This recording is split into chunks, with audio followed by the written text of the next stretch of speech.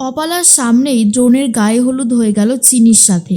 সম্পূর্ণ জানতে ভিডিওটিতে একটি লাইক করে প্রথম থেকেই দেখতে থাকো। গল্পের শুরুতেই দেখা যায় নিজের বাবাকে নিয়ে চিন্তিত ছিল চিনি। সেই সমস্যার কথা দ্রোণকে বলাতেই দ্রোণ একটা সলিউশন বার করেছে। বিয়ে করবে না যতক্ষণ না ভূতনাথ কাকা আসছে, এটা ঠাম্মিকে বলে দেয়। ঠাম্মি বুঝতে পারে যে এই সব চিনির প্ল্যান। চিনি দ্রোণকে দিয়ে এই কাজটা করিয়েছে। তারপর ঠাম্মি এসে বলে, তোমার যশোদাকে মনে আছে দ্রোণ? দ্রোণ তখন বলে, কোন যশোদা? না, আমার তো তেমন কাউকে মনে পড়ছে না। ঠাম্মি বলে, যশোদা তোমার অনেক আপন একজন। অন্তরা যখন তোমার জন্ম দিল তারপর থেকেই তো তোমার কাজবাজ সেরকমভাবে কিছু করতে পারতো না। ওই যশোদাই তোমার সমস্ত কাজবাজ করতো। তোমাকে খাইয়ে দেওয়া, তোমাকে ঘুম পাড়িয়ে দেওয়া, তোমার সমস্ত কাজবাজ করতো ওই যশোদা। তো যশোদার তখনই অনেক বয়স ছিল। এরপর তোমার সাথে অনেক দিন থাকার পর যশোদা নিজের জায়গায় ফিরে যায়। সেটা কি আর এখানে? সেটা অনেক দূর। যাওয়ার সময় আমায় বলে গেছিল, তোমার যেদিন বিয়ে হবে সেদিন আমি যশোদাকে যেন সেখান থেকেই নিয়ে আসি আমাদের বাড়িতে। নিজের হাতে কোলেপিঠে করে মানুষ করেছে। আর আজকে যদি তোমার বিয়েতে আমি যশোদাকে না নিয়ে আসি তাহলে তো যশোদার সাথে চরম অন্যায় করা হবে, তাই না? সেই জন্যই আমি যশোদাকে আনতেই পাঠিয়েছিলাম ভূতনাথকে। কিন্তু কী লাভ হলো? এতটা রাস্তা গিয়ে আবার তোমার জন্যই ব্যাক করে আসতে হচ্ছে। যশোদা আর আসতে পারবে না। সত্যি আমার এত খারাপ লাগছে, সে আর বলার মতো না। কি আর করা যাবে? আমি আর আমার কথা রাখতে পারলাম না। এরপরেই ঠাম্মি বলে, চিনি, কাঙালি ভোজনদের ওখানে একটু যা না, একটু দেখে আয় না সব ঠিক আছে কিনা। আমি বরং যাই, বাকি আয়োজন হয়েছে কিনা দেখে আসি। এরপর তো ঠাম্মির কথা শুনে দ্রোণ রেগে যায়।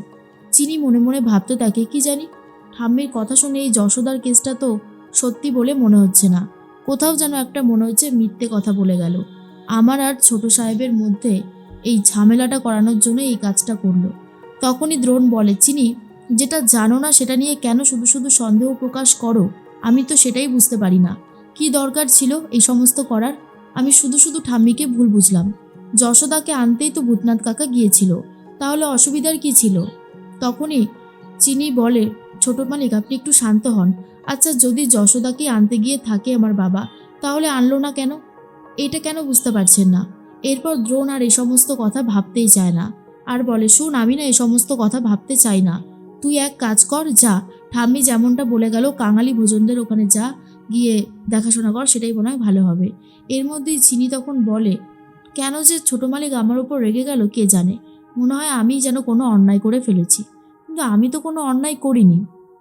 এরপরেই ছোট মালিক তখন বলে, কি হলো চিনি, দাঁড়িয়ে আছো কেন, যাও। এরপর চিনি বলে, হ্যাঁ আমি যাচ্ছি। আর অন্যদিকে সুনয়নীকে বারবার করে ঠাম্মি বলে, শোন সুনয়নী, যেমন করে ওই অন্তরা আমার মনে হয় এই দধিমঙ্গলের বাটিটা চুরি করেছিল, সেরকমভাবে গায়ে হলুদের বাটিটাও কিন্তু চুরি করবে। দাদু ভাইয়ের গায়ে হলুদ লাগানোর পরেই হলুদের বাটিটা কিন্তু সাবধানে রাখতে হবে, যাতে অপালার ভালোভাবে গায়ে হলুদটা হয়।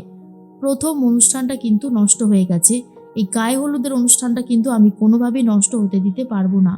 সুনয়নী বলে, মা তুমি চিন্তা করো না, আমি আছি তো, এবারে আমি সবটা দেখে রাখবো। তখনই সুনয়নীকে ঠাম্মি বলে, আমার যথেষ্ট ডাউট আছে, এই কেউ না কেউ এটা চুরি করার চেষ্টা করবে যে দধিমঙ্গলের বাটিটা সরিয়েছিল ওখান থেকে আর নুড়ি কাকড় মিশিয়ে দিয়েছিল অপালারটাতে। এরপর অন্তরা মনে মনে ভাবে, সর্বনাশ করেছে রে, এরা মনে হচ্ছে কিছু বুঝতে পেরে গেছে। মাসিমণি টেনে ধরেছে চিনিকে আর বলে, চিনি শোন, তোকে এখানে থাকতে হবে না। তুই যদি এদিকে থাকিস তাহলে ওই দিকের দায়িত্বটা কে করবে? তুই বরং ওইদিকে যা, আমরা এদিকটা সামলে নেব। চিনি তখন বলে, না না, তেমনটা করলে কি করে হবে? আমি সবটা সামলে নিতে পারবো, আমার কোনো অসুবিধা হবে না। আর যদি ঠাকুর চান তাহলে সব কিছুই সম্ভব, আর যদি না চান তাহলে কোনো কিছুই সম্ভব না। উনি যদি চায় এই বিয়েটা হবে তাহলে এই বিয়েটা হবেই, কেউ আটকাতে পারবে না, তুমি দেখে নিও মাসিমণি। কিন্তু মাসিমণির তো ডাউট হয় শেষ পর্যন্ত আদৌ এই বিয়েটা হবে কিনা। এর মধ্যেই ঠাম্মি চিনিকে বাহবা দিতে থাকে আর বলে, চিনির বুদ্ধি অনেক বেশি প্রখর, সেটা নিয়ে আমার কোনো ডাউট নেই। ও আবার অপালাকে যে কোনভাবে পরিস্থিতিতে ফেলবে তার কোনো ঠিক ঠিকানা নেই। যেভাবে দাদুভাইকে সবটা বলে দিল আর দাদুভাইও ওর কথা শুনে ভূতনাথের খোঁজ করতে চলে এলো, এই ব্যাপারটা নিয়ে তো আমার সন্দেহ রয়েছে, কিছু একটা কলকাঠি নাড়বেই। তাই বারবার করে বলছি। এরপরেই তখনই ঠাম্মির কথা শুনে সুনয়নী বলে, তুমি একটু শান্ত হও না মা, সব ঠিক হয়ে যাবে, আমি তো আছি, দেখতে হবে না এসব। এদিকে কাঙালি ভোজন চলছে, প্রচুর কাঙালিরা এসেছে ভোজন করতে। তখন নিজেই চিনি সবার পাতে খাবার দিতে থাকে। এরপর সবাই বয়স্ক মানুষরা চিনিকে দুহাত ভরে আশীর্বাদ করে আর বলে, দেখবে তোমাদের অনেক ভালো হবে, তোমরা অনেক ভালো থাকবে, তুমি তো সাক্ষাৎ অন্নপূর্ণা, তোমার মুখটা খুব মিষ্টি। এরপর চিনি সবাইকে ভালোভাবে খাইয়ে দিতে থাকে। মাসিমণি এসে বলে, শোন না মা, আমি তো এদিকটাতে আছি, তুই বরং ওই দিকটাতেই যা। কিন্তু কোনোভাবেই চিনি যেতে চায় না। আর এর মধ্যেই গায়ে হলুদ হবে দ্রোণের, তাই দ্রোণকে নিয়ে আসা হয়। দ্রোণকে প্রথমে বরণ করা হচ্ছে। দ্রোণ তখন বলে, পিসিমণি, আমার মা কোথায়? মাকে নিয়ে আসো না, আমার এখানে ভালো লাগছে না এভাবে, আমার গায়ে হলুদ হচ্ছে, আমার বিয়ে হচ্ছে, মা নেই কেন? অন্তরা কথাই বলতে থাকে তখন সুনয়নী, আর বলে, তুই তো জানিস তোর মায়ের অবস্থা, সে কি এখানে আসতে পারবে? আসতে পারলে তো আমি তাকে নিয়েই আসতাম। দেখ বাবা, এখন আর কোনো ঝামেলা করিস না, গায়ে হলুদের অনুষ্ঠানটা শেষ করতে দে। তোর গায়ে হলুদ হয়ে গেলেই তোর গায়ে ছোঁয়ানো হলুদ নিয়ে আবার অপালার গায়ে হলুদ হবে, বুঝতে পারছিস তো কথাটা? এর মধ্যেই তখনই অন্তরারা প্ল্যান করতে থাকে, গায়ে হলুদের বাটিটা সরাতে হবে যেভাবেই হোক না কেন। চিনির গায়ে হলুদটা আগে করাতে হবে, দাদাভাইয়ের গায়ে ছোঁয়ানো হলুদ চিনির গায়ে লাগবে। এরপরই দ্রোণের গায়ে হলুদের অনুষ্ঠান চলতে থাকে, যেটা দেখার পর সবাই খুব ভালো বলতে থাকে। কিন্তু কিছু পাড়া প্রতিবেশী বলে, ভাবা যায় দিনকাল কতই না বদলে গেছে, যার সাথে বিয়ে হবে তাকে আগে থেকে এই বাড়িতে এনেই রেখেছে, তাহলে ভাই বরণ করে কাকে ঘরে ঢোকাবে? আর এটা নিয়েই হাসাহাসি চলছে। অন্যদিকে চিনিও সবাইকে খাইয়ে দিতে থাকে। এর মধ্যেই দ্রোণের গায়ে হলুদের অনুষ্ঠান তো হয়ে যায়। দ্রোণ তখন বলতে থাকে, আমাকে স্নান করাতে হবে না, আগে আমার মাকে নিয়ে আসো, আর নাহলে মায়ের কাছেই আমি যাব, আমার এভাবে ভালো লাগছে না কিছু। পিসিমণি তখন বলে, নাও, এই আর একটা ঝামেলা হলো।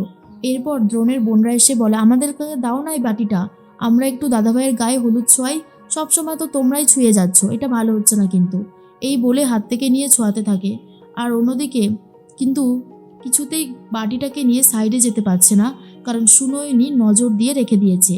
এরপর দ্রোণ বলে, আমার আর ভালো লাগছে না হলুদ মাখতে, আমি এখন চললাম, যতক্ষণ না মা আসছে আমি আর কিচ্ছু করব না। এদিকে চিনিও ওই দিকটাতেই দৌড়াদৌড়ি করছিল, আর তারপরেই ধাক্কা লেগে যায় দ্রোণের সাথে। আর যখনই দ্রোণের সাথে ধাক্কা লেগেছে, দ্রোণের গায়ে ছোঁয়ানো হলুদটা ডিরেক্ট লাগে চিনির গায়ে। আর সেটা দেখার পর অনেকেই রেখেছে, আর বিশেষ করে রেখে গেছে অপালা। আর বলে, চিনি, কি হচ্ছেটা কি এটা? আর দ্রোণ, তোমার গায়ে ছোঁয়ানো হলুদ তো আগে আমার গায়ে লাগার কথা ছিল, এটা কি হলো? আগে চিনির গায়ে লাগলো কেন? তখনই অন্তরারা বলে, যাক বাবা, ভালোই হয়েছে, আমরা তো এটাই চাইছিলাম যে দাদা ভাইয়ের গায়ে ছোঁয়ানো হলুদটা যেন যেভাবেই হোক চিনির গায়ে লাগে। ঠাম্মিও এই কথাটা জানতে পেরে প্রচণ্ড রেগে যায়। সুনয়নী বলে, সত্যি বাবা, চিনিকে আটকানোর দায় হয়েছে, এত করে নজর রাখলাম তাও পারলাম না।